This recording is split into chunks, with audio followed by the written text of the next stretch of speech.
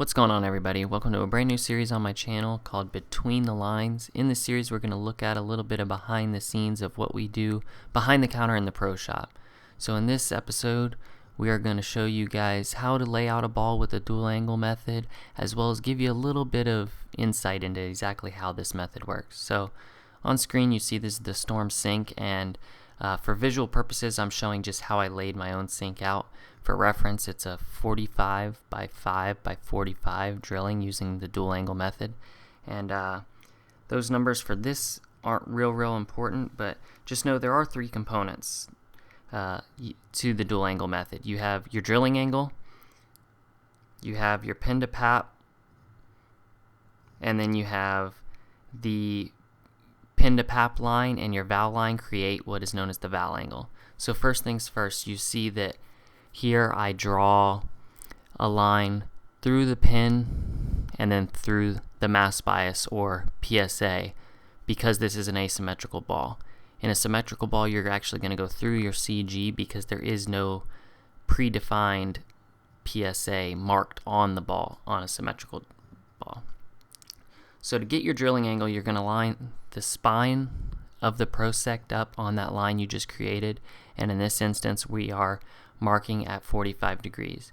You will notice the zero of the prosect is actually sitting in the center of the pin, so that's how I make sure that that's an accurate number. So if you didn't get to see that again, scroll back a little bit and you'll see that I actually lined the zero of the prosect up. So here I'm drawing that line. This is going to be your pin to pap line. That angle that we just created, that 45 degrees, that is known as the drilling angle. On the drilling angle, the lower the number you go, which you don't, you got a 10 degree minimum.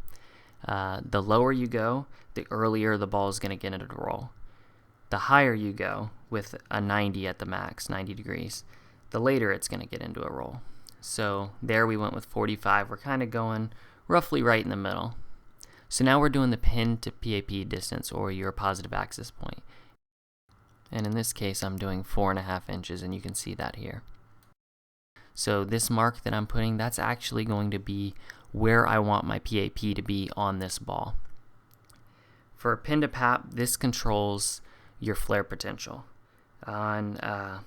You'll see on screen, I'm actually putting up two graphs. There's a lot of numbers to talk about, and it's going to be really hard for you guys to understand what I'm saying. So in the two graphs, the top shows you a symmetrical ball and how the different pin distances change the flare potential, total flare potential, and on the bottom is your asymmetrical, and you will notice they are different. Now to get this valve line, you're going to see I put the spine on the latest line we did, the pin to pap line, and the zero on my PAP, and now again we're marking at 45 degrees, and what we're creating here, this is the valve line, but we're using a valve angle to create that line. So now we have our mark. We're going to go through that PAP and through the valve line. Now as far as the valve angles, I did 45 degrees. You have a 20 degree minimum and roughly a 7 degree maximum, and that's going to be determined by whether you're a high track or low track player. But the lower the number you go, the ball's going to rev up faster and transition quickly. The higher the number, so let's say you go with 70 degrees, the slower the ball is going to start revving up, and the slower it's going to transition in the process. Now again, I went with 45 degrees. That's actually a little on the higher end because I didn't want this ball to get too snappy. I wanted it a little rolly. So you'll notice my two angles add up to 90. That is something that I've found for me works really well. It doesn't necessarily mean that for everybody it does. On that 90 degrees, you are going to have, what's very important is how all these numbers play together. The difference between your drill angle and your valve angle is what actually controls how the ball is going to roll. A higher drill angle in reference to the valve angle, so let's say you go with a 70 degree drill angle with a 20 degree valve angle, that's actually going to give you more of that skid snap reaction. Where as you get those angles closer and closer together, so let's say you end up going with a 30 degree drill angle with a 50-degree valve angle, you're actually going in the opposite, and the ball is going to start up earlier and be more of a controlled arc. So keep in mind that all of these numbers have to kind of play together. They will work together, but they will all also work against each other to some degree. So make sure that your driller understands and you understand how these numbers play together. Now here I'm actually mapping back using my PAP, finding my center of grip. The first thing I did was come down on that valve line 1 inch, which you saw a little bit ago. And now I'm drawing a line through that 1 inch. And I came over 5 1/4 inches. Now that right there, that's my center of grip, what I'm marking right now.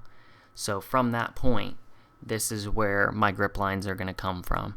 Now I don't go any further and actually show you the layout. I just kind of bubble in some holes to give you a rough idea, but this should give you a good idea of, one, how to mark the ball and use the dual angle and exactly what steps it takes to actually lay it out, but also give you a little insight into exactly how you come up with these numbers and what we do in order to get the ball to roll exactly like you want to. So now that you see the finished product, you get a rough idea of what the ball is going to look like. Obviously this one's going to need a weight hole because of where the CG and pin are located, as well as that mass bias down low, and that weight hole is going to be somewhere in this line, but that will be another episode. I'm not going to get into weight holes here. So that concludes the video. Thank you guys for watching, and hopefully you guys learned a few things. I'm gonna include a link down below that will bring you to the Mo-Pinel dual angle method article, so you can see exactly and read a little bit more into exactly what those numbers mean and how they all work together. Thank you guys for watching.